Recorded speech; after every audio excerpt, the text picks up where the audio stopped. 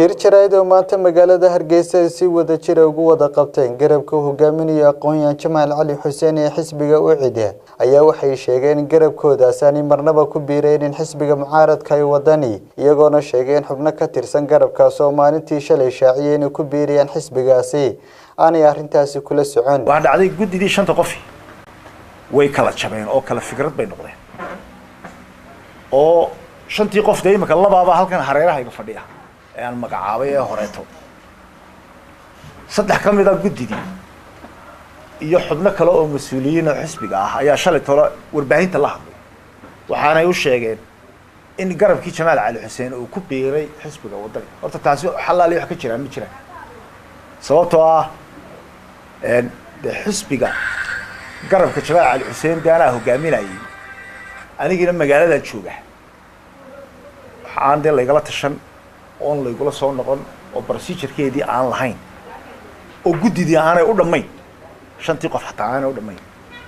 in shakhsiyaadinta meel istaagaan ay yiraahdaan garabkii baa go'aan ka qaatay waxa weeye mid aan wanaagsan weeyaan laakiin gudidaas saddexda qof iyo mas'uuliyiintii kale waa ragii iyo dadkii ila soo dhintay ee ila soo shaqeeyay ee in badan ila soo halgay abaal iyo wanaag fara badan ayaan u hayaa haday iyagu go'aansadeen shakhsiyaadkaasi inay ku biiraan xisbiga wadani ducaan ugu dar siyaasadana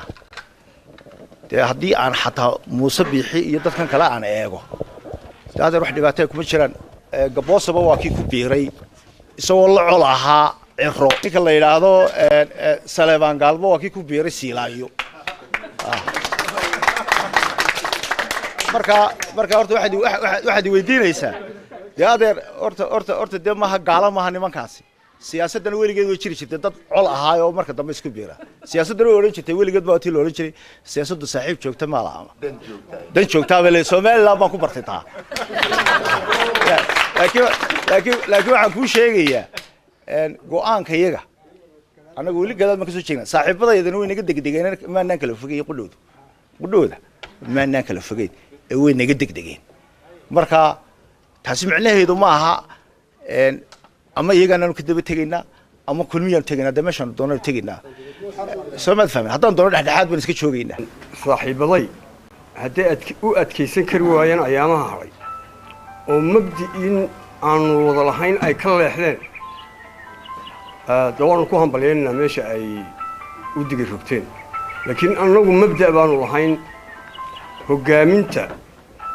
dalka ay himiladaydu ahayd nidaamka dalku uu ku socdo siyaasadeed inaan wax ka bedelo